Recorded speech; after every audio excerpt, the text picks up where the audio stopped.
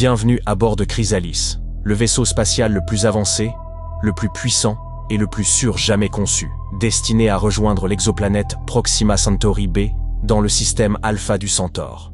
Des milliers de chercheurs et d'ingénieurs ont œuvré durant des décennies afin de vous offrir un voyage confortable au cœur des immensités cosmiques. Le trajet excède 4 siècles. Vous ne vivrez donc pas jusqu'à l'arrivée, mais vos descendants atteindront Proxima Centauri b en parfaite santé. À présent, permettez-moi de vous guider à travers le vaisseau et de vous en présenter le fonctionnement.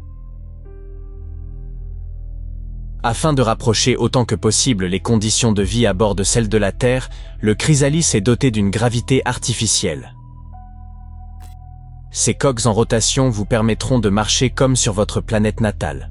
Sa longueur prodigieuse, environ 58 km, vous donnera l'occasion de longues promenades. Vous pourrez vous installer sur un banc dans un parc agrémenté d'arbres et de fleurs, cultivés ici même. Vous aurez accès à une bibliothèque, à des cafés ou déjeuners, et à de nombreux lieux pour retrouver vos amis le soir, ou simplement rester chez vous, à regarder des documentaires consacrés à la vie sauvage. Le maintien d'un mode de vie semblable à celui de la Terre est assuré par les réacteurs à fusion et par l'architecture singulière du Chrysalis. Le vaisseau est conçu sous forme de couches successives, comparables à une poupée russe, tournant toutes autour d'un noyau central. Chacune d'elles dispose de son propre réacteur à fusion, ainsi que d'espaces publics, fermes, entrepôts, parcs naturels, départements techniques et bien d'autres installations indispensables. Au centre du vaisseau se trouvent les systèmes de communication et les navettes qui vous conduiront sur Proxima Centauri b une fois l'approche des hautes couches atmosphériques engagées. À proximité du cœur sont installées des usines produisant nourriture, plantes, champignons, insectes, microbes et bétail. La biodiversité terrestre voyage ainsi avec vous vers l'étoile voisine. Pour la préserver dans des conditions proches du réel, les ingénieurs ont aménagé des forêts tropicales et boréales. Les scientifiques recommandent d'ailleurs des visites régulières dans ces espaces naturels afin d'atténuer l'anxiété et le mal du pays.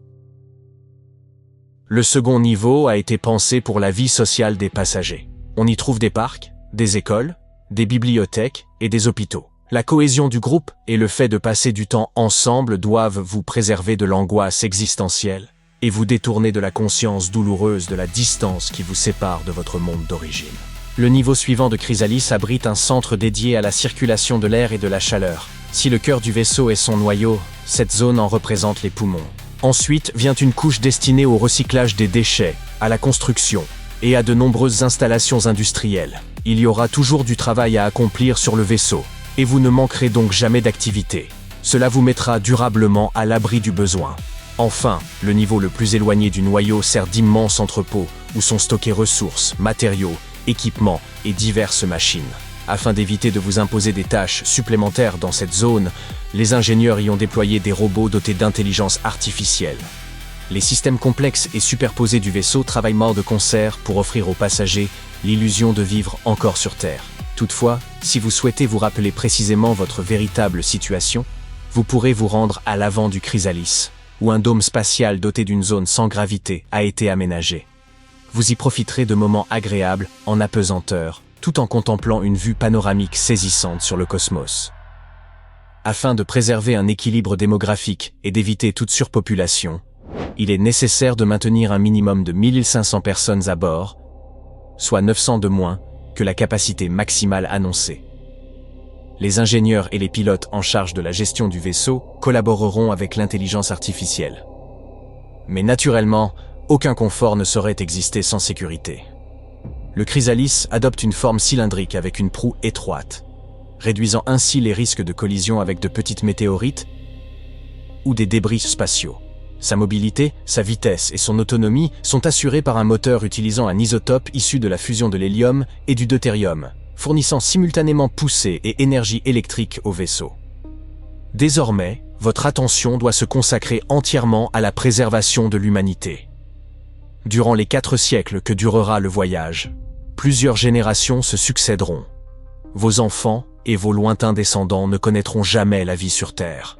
Des enseignants qualifiés, des ingénieurs et de nombreux spécialistes, soutenus par l'intelligence artificielle, transmettront aux nouvelles générations la science, la culture ainsi que tout le savoir nécessaire pour reconstruire notre civilisation dans un autre monde. Le succès de la mission repose également sur l'équilibre psychologique des passagers. C'est pourquoi l'accès au Chrysalis ne sera pas ouvert à tous. Pour préparer l'esprit humain à l'isolement spatial, les premières générations devront vivre environ 70 à 85 ans dans une zone reculée de l'Antarctique. Évidemment, beaucoup ne survivront pas à une période aussi longue, mais leur dévouement préparera leurs descendants au voyage ultérieur. Cette première génération ne verra jamais l'espace et passera sa vie entière dans le froid extrême. Quel type d'individu pourrait bien être prêt à assumer un tel destin? Leur renoncement et leur sacrifice au service d'autrui représenteront la plus haute manifestation d'amour, conférant à votre mission une responsabilité d'autant plus grande. Vous venez d'assister à la présentation du projet Chrysalis, lauréat du premier prix au concours de conception du Project Hyperion. Une équipe de spécialistes a élaboré un plan cohérent pour construire un vaisseau capable de nous conduire vers la planète habitable la plus proche. Selon les estimations actuelles, sa construction pourrait être achevée d'ici 20 à 25 ans, à condition de maîtriser au préalable les réacteurs à fusion. Ce projet constitue à la fois une méthode concrète pour amorcer notre expansion dans l'espace et une solution de secours en cas de catastrophe globale sur notre planète. Mais quelle est donc cette planète qui a suscité l'intérêt des scientifiques et des astronomes? Pourrait-elle devenir notre future demeure? Proxima Centauri b se trouve à quelques 4,24 années-lumière de la Terre. Une telle distance dépasse l'entendement humain, mais à l'échelle du cosmos, elle demeure relativement proche. Une année-lumière correspond au trajet parcouru en un an à la vitesse de la lumière, environ 300 millions de mètres par seconde. Le Chrysalis devra franchir près de 40 000 milliards de kilomètres, et le temps nécessaire estimé pour un tel voyage est d'environ 4 siècles. Durant la première année, le vaisseau gagnera progressivement en vitesse, puis il ralentira au cours de la dernière pour atteindre sa destination. Ce périple serait long, risqué et résolument passionnant, mais l'objectif en vaudrait pleinement la peine. Découverte en 2016, Proxima Centauri b possède une masse environ 10% supérieure à celle de la Terre et accomplit une orbite complète autour de son étoile en 11 jours seulement. Sa distance par rapport à l'étoile lui permet de recevoir un apport lumineux suffisant et de maintenir des températures supérieures au point de congélation.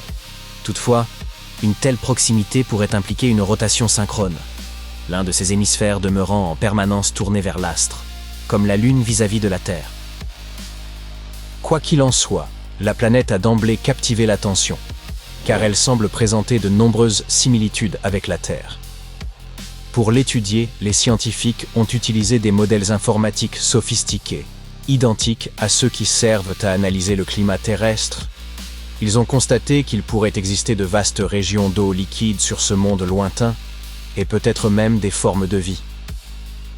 Cependant, si Proxima Centauri b tourne toujours la même face vers son étoile, un sérieux déséquilibre thermique pourrait apparaître. Heureusement, ce défi semble surmontable. D'après de récentes simulations, la planète pourrait abriter un immense océan en mouvement constant, capable de redistribuer efficacement la chaleur entre ses deux hémisphères. Un phénomène comparable se produit sur Terre. La côte est des États-Unis jouit d'un climat plus doux en raison du Gulf Stream, qui apporte des eaux chaudes venues des tropiques, tandis que la Californie est rafraîchie par un courant océanique acheminant des eaux plus froides du nord. Ainsi, Proxima Centauri b demeure peut-être une candidate crédible pour accueillir un jour l'humanité.